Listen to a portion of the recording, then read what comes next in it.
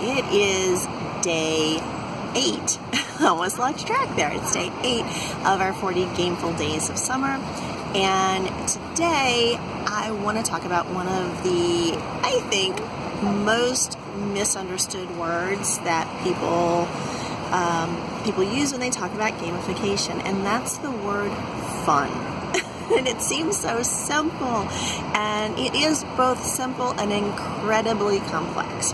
And I'm going to do sort of a part 1, part 2. So today we're going to focus on just what it means for something to be fun. What does the word mean?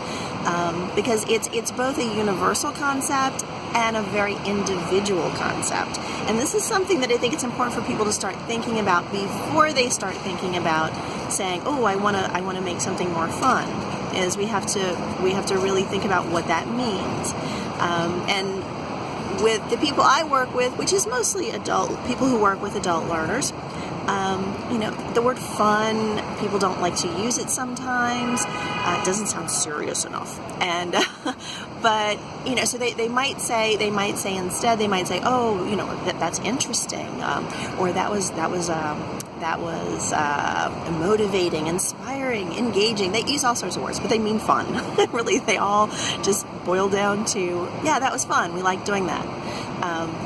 And again, we'll get into some of the research and some of the reasons to consider using fun, or how you're going to make something fun in your learning in another episode. But today, think about just things that you think are fun and how they might be different than other people, things other people think are fun. So again, it's universal in the sense of, we all know if something's fun or not. You can ask a kid if something's fun and they're like, duh, yeah, it either is or it isn't.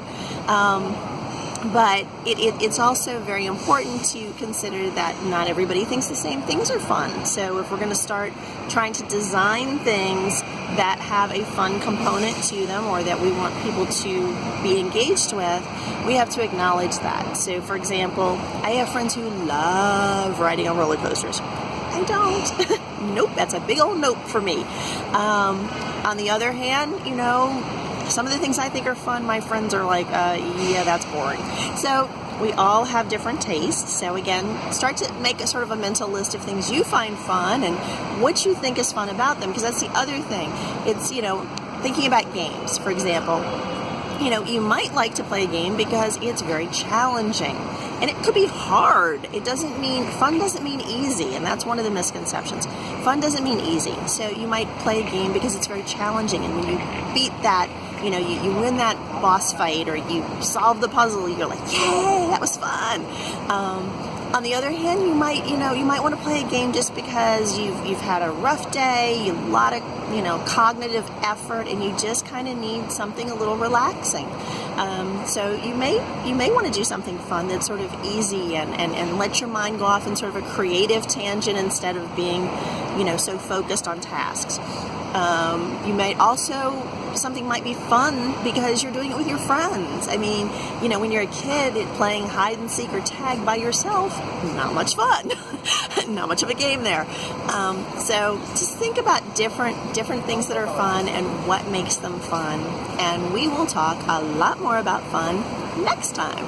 See you then.